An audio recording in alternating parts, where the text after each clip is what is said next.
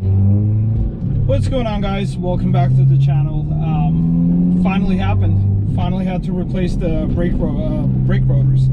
And if you've ever watched any of my videos, I've somehow found a way to mention the fact that I've never changed my rotors before on this kind of like a, I don't know, like a weekend warrior slash track toy. I've got 40,000 miles, and instead of wearing out, they ended up warping. So still no lip on it, still really no sign of wear on the rotors at all. But since they warped, I figured why the hell not, it's time to change it. Did not go with anything aftermarket. Stuck to the Audi OEM brake rotors as I've had them before, and since they've worked so fantastic, I mean, I figured if it's not broken, why fix it? And in doing so, I also managed to finally install my stud conversion kit from Motorsport hardware, so that was kind of fun.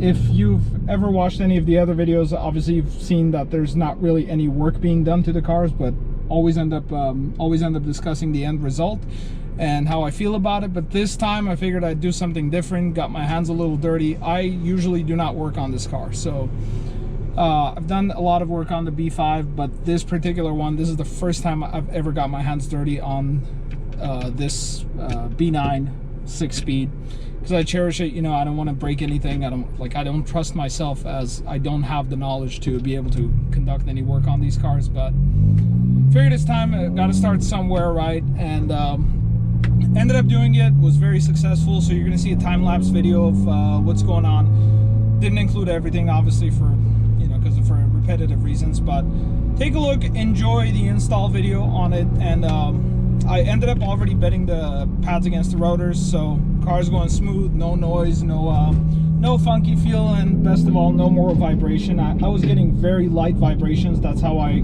kind of came to the conclusion that my rotors warped.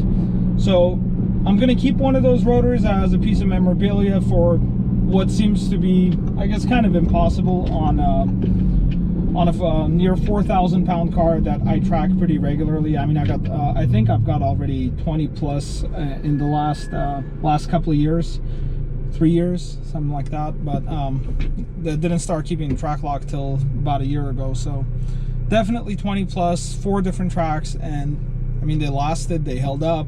You know, went through a bunch of pads, but this is the first set of rotors this car has ever had changed, and the outgoing ones have been on it since day one.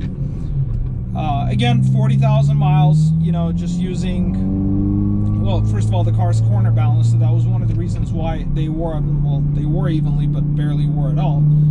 And second, you know, any miles that I've ever put on the street, I use my engine braking, my downshifting, just as much as I use the pedal, just to make sure that everything wears out evenly, you know, and kind of like kept the longevity of these brakes like right at the top. Just did not expect 40,000 miles out of a set of rotors from the factory. So take a look at the video, enjoy, and if you have any comments, please do drop them below. And guys, I appreciate you watching again, so please do hit the like and subscribe button. I do have some B5 content coming pretty soon. A lot of things have happened to that car that I haven't even uploaded to YouTube, and I barely talk about on social media. But stay tuned.